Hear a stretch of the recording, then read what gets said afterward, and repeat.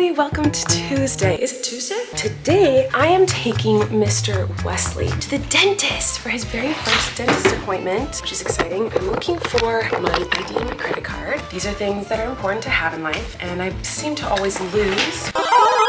Am I recording right now? Turns out I was recording.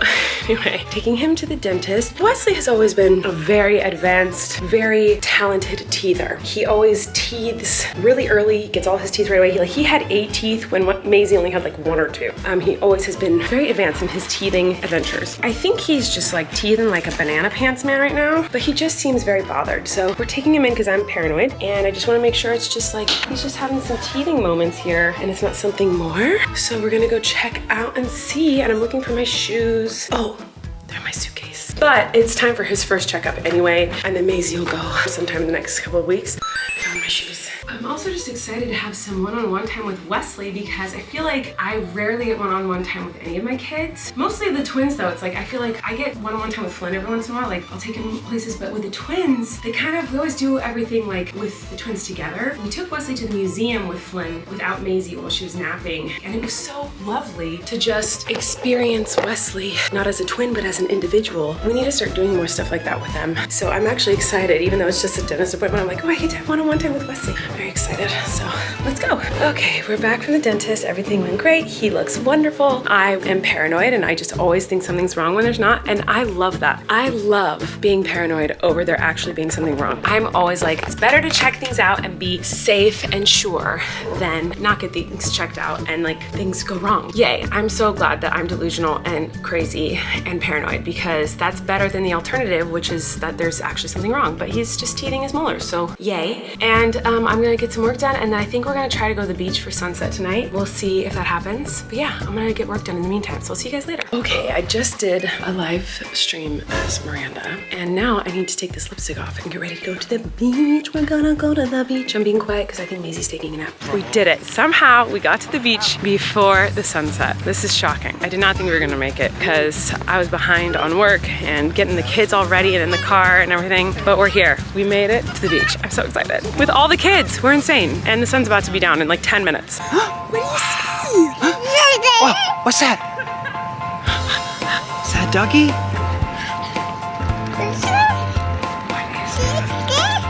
Yeah, a tree. Whoa, there's a cruise ship. A cruise ship? No way. Yeah. Wow. It's literally like a tugboat. We made it to the beach. We made it to the beach. We made it to the beach. What do you think? Not impressed? You got crackers all over your face. What are you doing? It's... What are you doing? It's... Like the sand? I like digging in the sand like this excavator. Yeah, that's pretty cool. Okay, I'm gonna search for shells. My favorite thing to do. Look how gorgeous it is. I can't believe how pretty it is. Oh my God. Holy smokes! Corey, look what Eric just found. Wow. Look at that. Are you kidding?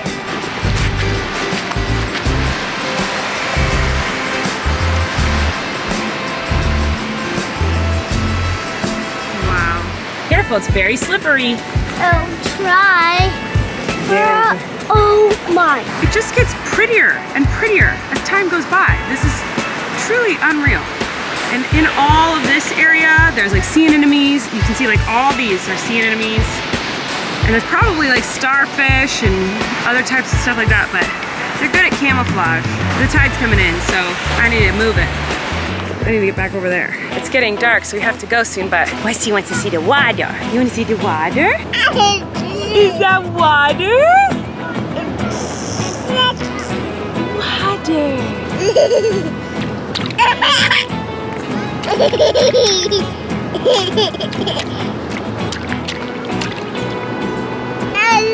You find the water? It's water. It's water. Maisie, you want to see the water? It's water. Yeah, water.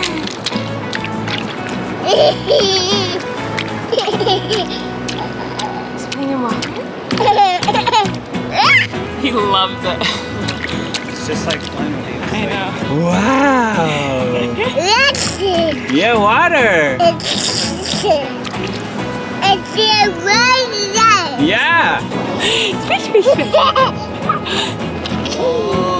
He's fish, fish, fish, fish, fish, fish. He got cold. What do you think? Is that slimy? Yeah. Yeah.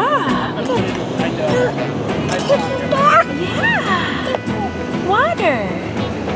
You say water? Yeah, water. Yeah, water. Water. Bye-bye. It's getting dark. Last look at our shell collection. Yeah, we gotta take a look at our shell collection before we go for sure. Yucky, yucky, yucky. Yucky, yucky, yucky. Yucky, yucky, yucky. Yucky, yucky, yucky. Oh no no! Oh no!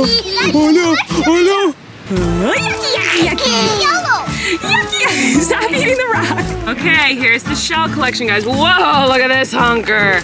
That's the biggest one we got for sure. We got a bunch of these. Fun. These are gorgeous. Ooh, a brain rock. I will, bud. Wow, look at all these cute little ones. These are my favorite, the little tiny cute ones. So many good shells today, guys. It was a good shell day for us. What the heck is this? A crab. I don't know, what is this, everyone? Is that a crab shell? I don't know, but this is pretty awesome. Lynn said you need to flip that over. This one? Yeah. Is there something in this one? That's what Lynn said. Okay, if you say so. Gorgeous! So pretty! It's dinner time and Flynn has requested Wannabe by Spice Girls. Woo! Yeah, girl! Dance it out, dance it out! Maisie loves to bust a move. Again. You want it again?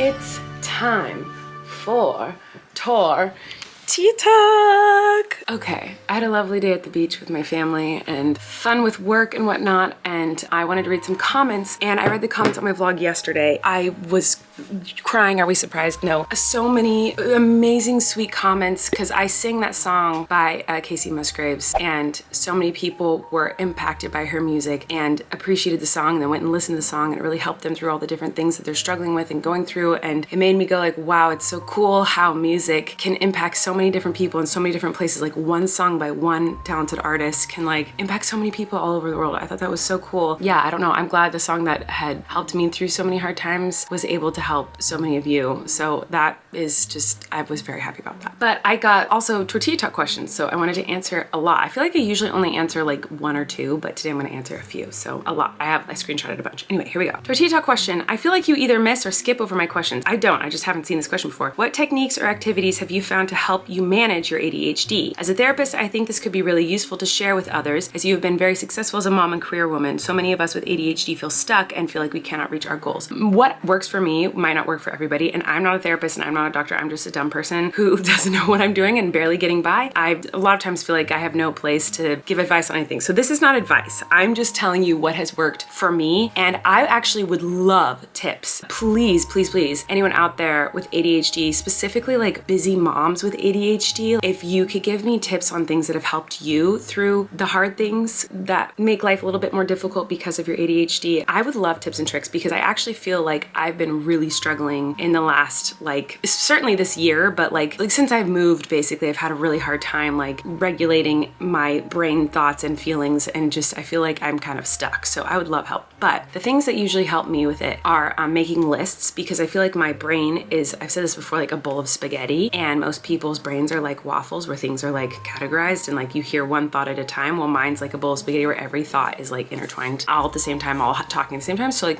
it's hard to figure out what to do first and what to do next, because I'm just hearing so many things in my head of all the things I have to do, and I usually get overwhelmed and then I feel like I can't do anything. So lists really help me. And what I do is I write out every single thing that I need to do just as I think of them in a long list, and that's very overwhelming. So that actually is not helpful at first. So then I make a second list in the order of importance and what needs to be done immediately, because if I just see a long list of stuff, I'm just gonna get overwhelmed and not do it. But if I see a list of things that I know I have to do today, and then things things that I could do tomorrow, things I could do in the next week. You know, that really helps me because then I know, okay, these things I have to do today. So I always make a list of everything that's in my spaghetti brain and then make a list, you know, in order of importance. And I like to use whiteboards. If I use it on my phone, once I close the notes app, I've forgotten about it.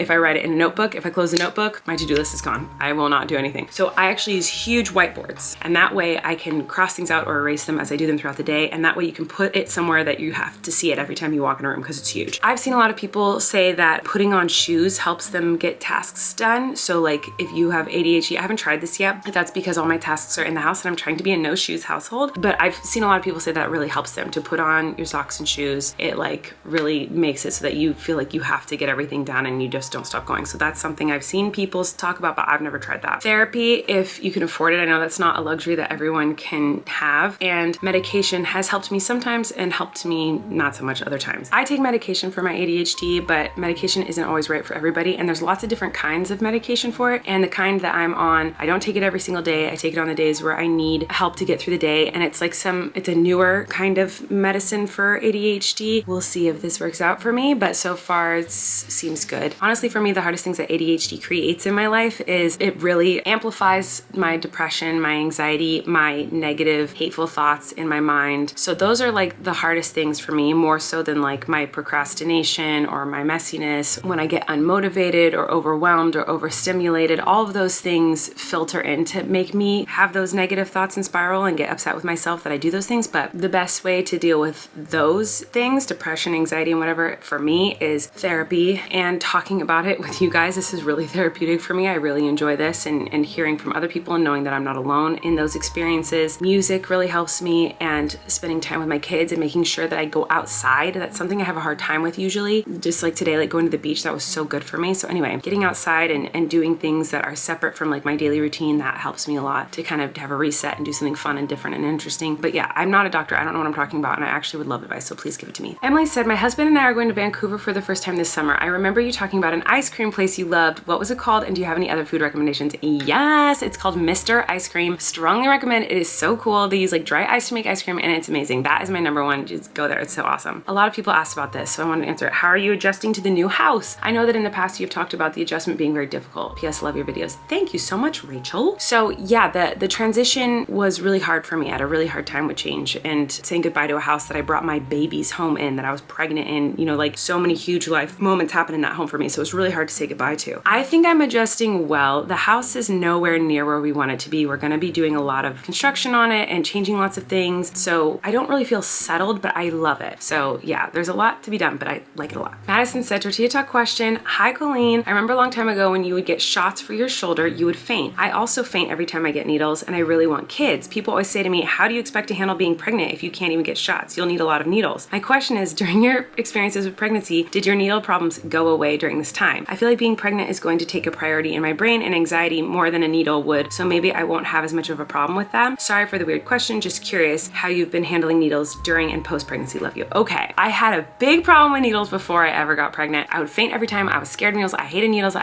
Drawing my blood, not a chance. You would never get blood from me. Like, it was just like not a chance. I would faint. I would want to throw up, like, no way. Now, when I got pregnant, I was really stupid and naive, and I did not understand how often I would need to get my blood drawn and how many shots I would need to get, and all, like, I did not know how many needles were going to be a part of my life. And I was like, no, I was going to have to get my blood drawn like pretty much right away when I got pregnant. And I was like, what? No, I'm not doing that. I remember my sister-in-law being like, you're going to get your blood drawn like every week. Like, it's going to happen all the time. Like, you have to get used to this. And I was like, no, I'm not doing that. I don't want to do that. I'm not doing that. Like, I just like freaked out because I did not understand how often I would need to get my blood drawn. I definitely had a really hard time at first. It was a very hard adjustment. So what I would do is I would go to get my blood drawn, and I would close my eyes and look away, and I would always tell the person that I had a problem with needles. And actually with Flynn, when I first started getting my blood drawn, I would ask to lay down. So I would lay down when they do it just to avoid the fainting process, because I knew if I was sitting up, I would faint. So the first few times I went, I would be laying down, I would look away, and I would either hum or listen to music, and that kind of helped me. So eventually, yeah, I did get used to it because I was getting my blood drawn so often. Oh, here's another thing you should know. Oftentimes they, at least for IBLIV, they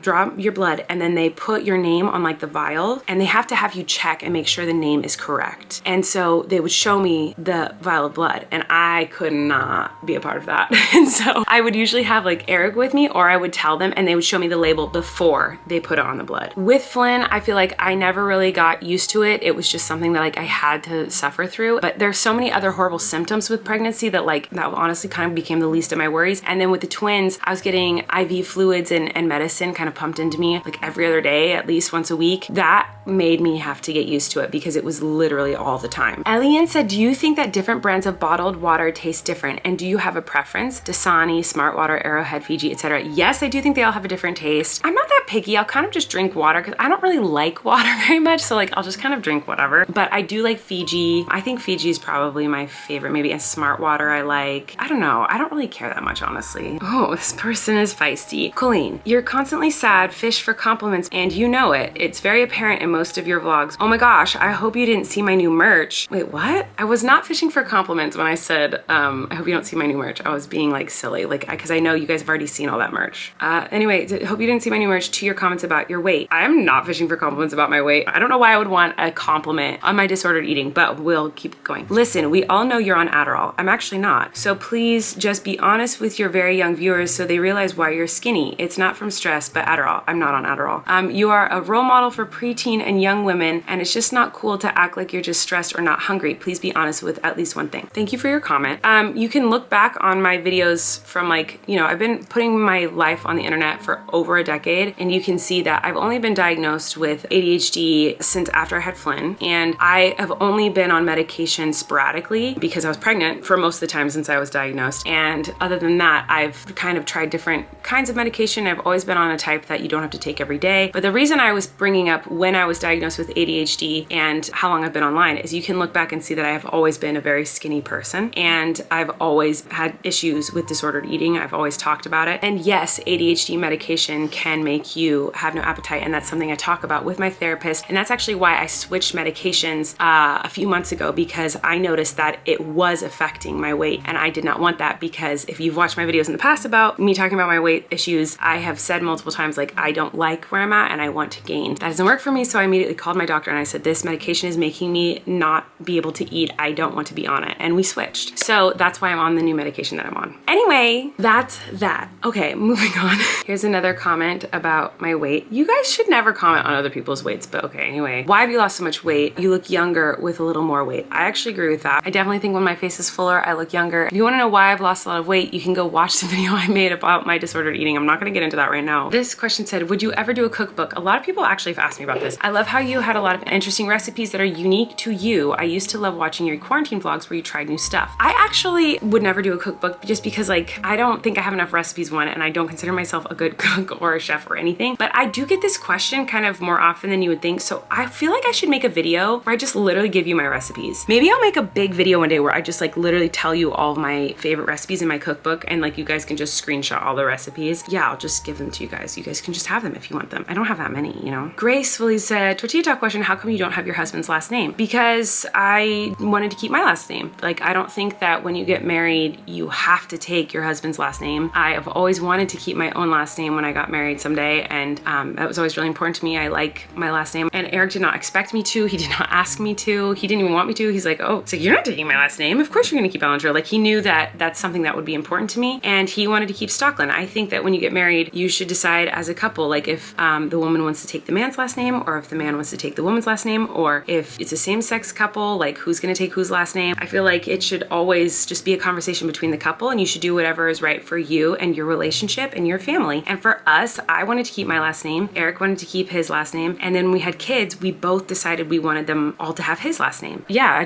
I really liked my last name and I wanted to keep it. And I love the last name Stockland. I think it's awesome, and I love it for my children. Yeah, it's a simple answer. It's just because I didn't want to, and Eric didn't expect me to, and he didn't want to change his last name either. Balin said, will you ever do the customizing ukulele craft kit you got during the holidays? I forgot about that, so thank you for reminding me, because now I want to pull it out and I want to do it right now. I'm going to end on this. I got a couple of comments like this as well. Tortilla Talk question, hey, can you please talk a little bit about the earthquake that happened in Turkey and Syria? Many people died, especially kids, so if you can tell people how to donate or something, it'll mean a lot. We really need it. So yes, please go learn about, educate yourself on the earthquake that had happened. A 7.8 magnitude earthquake hit Turkey and Syria on Monday, and I think there's like over 7,200 people who have died. That was last I had checked. I don't know how much it is at now. So, but as I'm recording this, the last time I had checked, it was 7,200 people. That's That's a lot of people, and there's like thousands and thousands and thousands of people who are injured and have no homes anymore. All these buildings, like thousands of buildings, are just literal dust, like have been completely obliterated and are just now rubble. It's devastating. It is so sad. I'm going to be donating tonight. I would love if any of you are able to, if you can donate too. I'll put a link below to a website that will give you resources to learn about and then also donate. That would be awesome. And if you can't donate, just even learning about what is going on over there and spreading the word could help them a lot. I know that they really need help. So thank you for encouraging me to talk about that. And thank you to anyone who can donate or spread the word to get more help, because it's absolutely devastating what has happened over there. So anyway, I'm gonna go to bed. I love you guys, and I'll see you tomorrow. Wow.